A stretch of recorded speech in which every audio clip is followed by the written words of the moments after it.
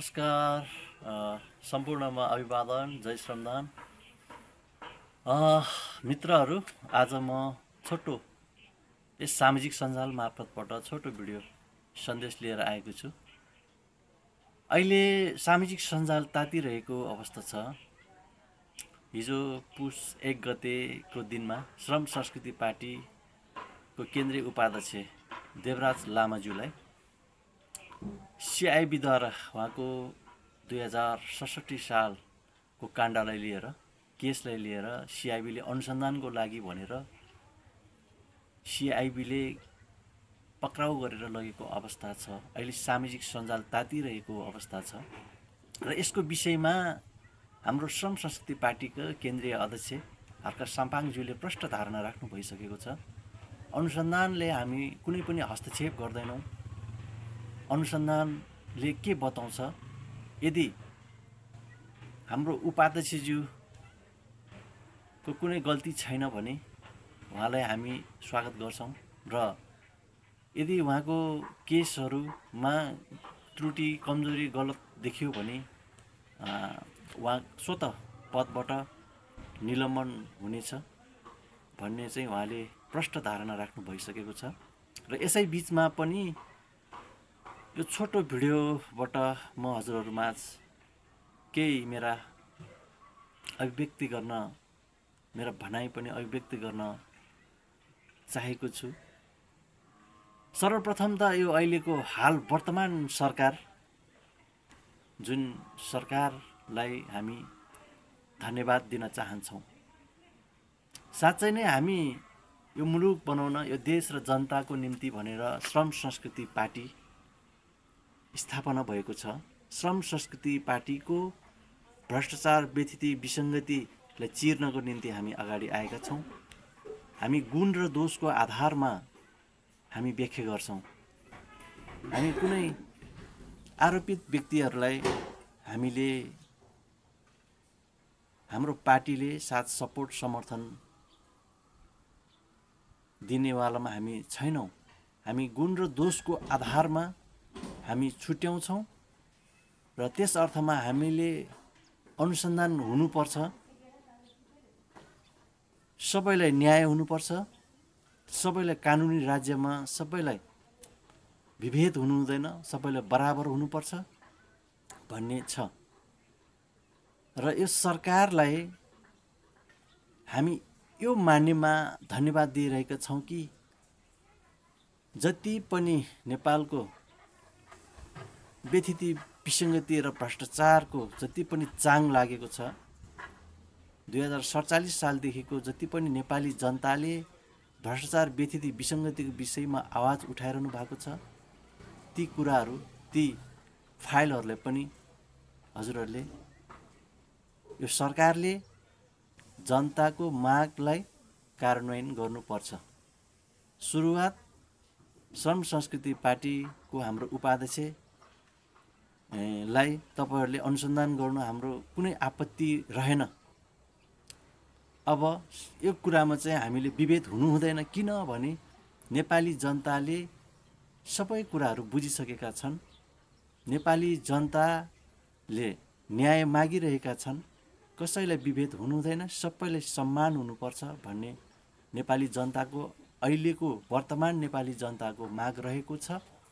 हाम्रो यसमा कुनै पनि आपत्ति छैन। जो कोही होस्, चाहे म स्वयं होस् या कसैले पनि विभेद र अन्याय चाहिँ हुनु हुँदैन भन्ने छ। यदि प्रतिशोध भन्ने कुराहरू चाहिँ भोलिको दिनमा आएर नआओस्, राजनीतिक प्रतिशोध भन्ने कुराहरू चाहिँ नआओस्, किनभने दोषीले सजाय पाउनै पर्छ।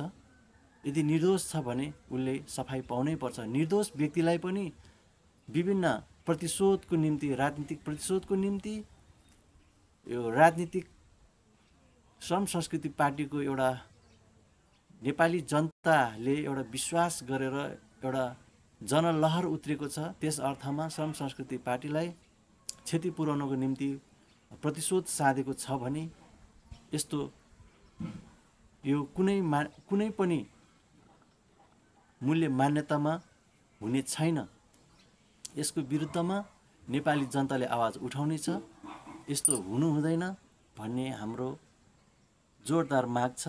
र यो यदि यस्तो अवस्था सिर्जना भए, प्रतिशोधको अवस्था सिर्जना भए, हिजोको दिनमा 10 वर्ष जनयुद्ध जुन माओवादीले पनि राजसत्तालाई चाहिँ फ्याँकिदिएको थियो, एउटा माओवादीको नाम लिएर र 70-80 वर्षको चाहिँ एउटा राजनीतिक इतिहासलाई, पुराना दलहरूलाई नेपाली जनताले एउटा आक्रोश हो त्यो नेपाली जनताको माग मुद्दालाई समन्वय गर्न नसकेको कारणले गर्दाखेरि, यो प्रतिशोधको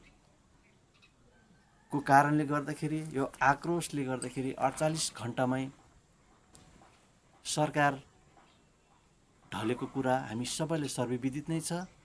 भोलिको दिनमा जेनजी मात्रै होइन, भोलिको दिनमा योभन्दा पनि यदि नेपाली जनताको माग मुद्दा र यो भ्रष्टाचार व्यथित विसङ्गतिलाई हामीले चिर्न सकेनौँ भने, हामीले आवाज उठाउन सकेनौँ भने, यसको विषयमा हामीले राज्य सत्तामा गएर चाहिँ हामीले कडा कानुन हामीले स्थापना गर्न सकेनौँ भने भोलिको दिनसम्म पनि हाम्रो यो मुलुकले हामीले सोचेको जस्तो समृद्ध नेपाल पाउनेवाला छैन। यो भ्रष्टाचार व्यथित विसङ्गतिलाई हाम्रो श्रम संस्कृति पार्टीले, यदि हामी सरकारमा गयौँ भने यो भ्रष्टाचार एउटा देशद्रोहीहरूलाई चाहिँ हामीले छोड्नेवाला छैन।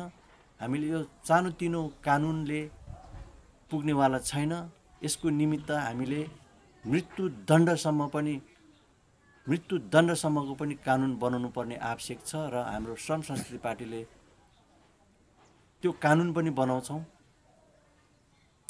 यसैको निम्ति पनि हामी श्रम संस्कृति पार्टीमा हामी आवाज उठाउनको निम्ति, जनताको पक्षमा बोल्नको निम्ति कसैलाई पनि हाम्रो अध्यक्षज्यूले भन्नुभएको छ, आफ्नै पार्टीभित्र पनि यदि गलत गर्छ भने उसलाई पनि छोड्नेवाला छैन भन्नुभएको छ। सबैलाई सम्मान, नेपाली जनता सबैलाई, कसैलाई पनि विभेद हुँदैन, सबैलाई समान ढङ्गले चाहिँ हामी अगाडि बढाउँछौँ भन्नुभएको छ। त्यस अर्थमा हामी एकदम ढुक्क छौँ र उहाँको पनि कानुनले अनुसन्धान गर्छ र कानुनले जस्तो फैसला गर्छ त्यसमा हाम्रो श्रम संस्कृति पार्टी हामीले स्वीकार्ने छौँ भन्दै आज यो छोटो भिडियो मार्फत हजुरहरूलाई मेरा छोटो धारणा राखे। सम्पूर्णमा जय श्रमदान, नमस्कार।